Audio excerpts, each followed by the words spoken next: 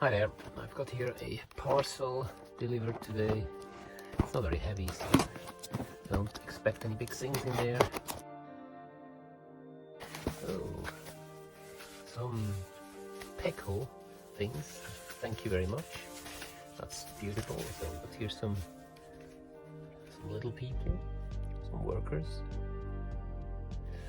and some Langley painted lamp post, and some benches with people sitting on the benches.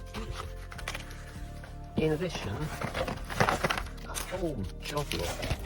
PECO N gauge points, and there are 11 of them, and by the looks of it, 2 of them are damaged. Right, I found a little addition here in one of the packages.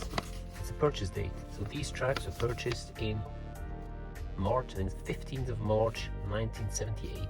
This is just 44 years old PECO tracks in perfect condition. I hope you've enjoyed this. Thanks for watching.